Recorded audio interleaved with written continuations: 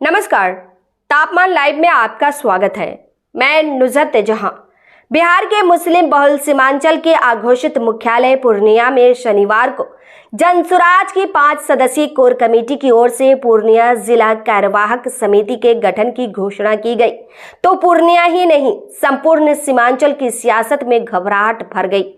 खासकर मुस्लिमों की रहनुमाई की खुशफहमी पाल रखे राजनीतिक दलों के होश फाख्ता हो गए।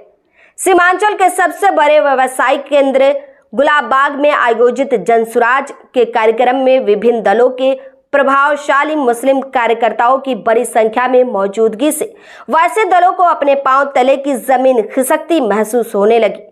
ऐसे राजनीतिक दलों में राजद, कांग्रेस, जदयू और MIM प्रमुख हैं। यह देख सुनकर आश्चर्य होगा कि कार्यक्रम में भाजपा कार्यकर्ताओं की भी अच्छी खासी उपस्थिति थी। जनसुराज के प्रति इस आकर्षण के मद्देनजर यह कहा जा सकता है कि सीमांचल के मुसलमानों को कांग्रेस, राजद, जदयू, MIM और भाजपा से इतर इस राजनीतिक पहल में अपने उत्थान की संभावनाओं की झलक दिखने लगी है। बात अब जनसुराज की पूर्णिया जिला कार्यवाहक समिति की। जनसुराज की 5 सदस्यीय कोर कमेटी द्वारा की गई घोषणा के मुताबिक धमदाहा के पूर्व जिला पार्षद राकेश कुमार उर्फ बंटी यादव को पूर्णिया जिला कार्यवाहक समिति का अध्यक्ष और रुपौली के कुमार नरेंद्र सिंह को संगठन महासचिव मनोनीत किया गया है। रुपौली के ही डॉक्टर गणेश ठाकुर को मुख्य प्रवक्ता, पूर्णिया नगर निगम की पार्षद सुनीता सिंह को महिला प्रकोष्ठ का जिला अध्यक्ष, के नगर के अजाउर रहमान पप्पू को युवा इकाई का जिला अध्यक्ष, डगरुआ के अमीन अख्तर को किसान प्रकोष्ठ का जिला अध्यक्ष और मजहरुल हक को जिला अभियान समिति का संयोजक मनोनीत किया गया है। 301 सदस्यों की जिला कार्यवाहक समिति गठित हुई है। जनसुराज के प्रति राजनीतिक कार्यकर्ताओं में बढ़ रहे आकर्षण के संदर्भ में 22 विधानसभा क्षेत्र के लोकप्रिय युवा नेता शहनवाज आलम का क्या कहना है, सुनिए। सीमांचल के मुख्यालय पूर्णिया हेडक्वार्टर से जनसुराज का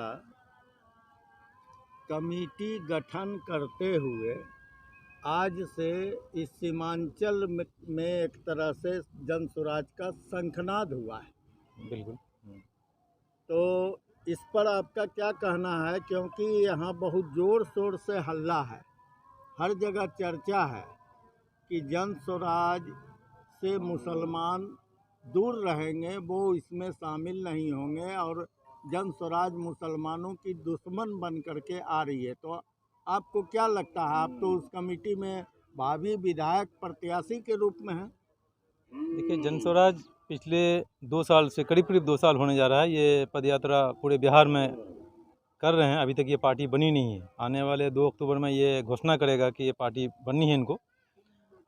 और जो लोग बोलते हैं कि ये मुसलमानों का वोट लेता है, असल में उसके पेट में दर्द हो रहा है, क्योंकि सीमांचल का वोट राजद और जदयू के लोग आराम से वोट लेते हैं यहाँ पर बीजेपी का डर दिखा के, तो इन लोगों का वोट घिसकता हुआ नज़र आता है। इसलिए इन लोगों का कहना है कि ये मुसलमानों का वोट लेगा।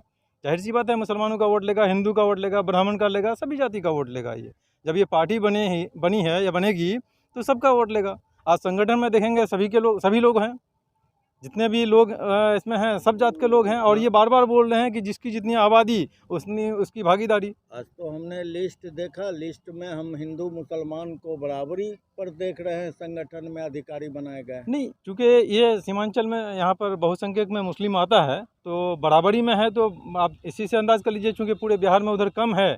ओवरऑल जो होगा वो जिसकी जितनी आबादी होगी 18% होगा।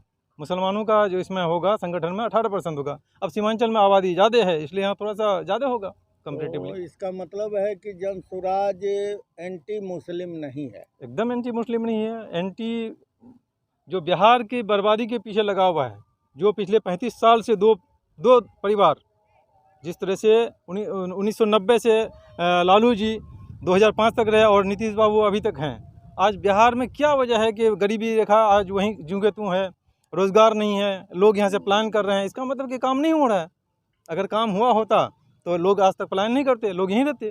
तो इसका मतलब है कि जन स्वराज लालू और नीतीश की राजनीति का कब्र खोदेंगे यहाँ बिहार में। नहीं, एक जन स्वराज में वो तमाम लोग यहाँ जुड़ रहे हैं। ये पिछले 2 साल से इनका कहना है कि हम ऐसे लोगों को जमा कर रहे हैं जो बिहार को की बदलाव को के लिए आगे आना चाहता है।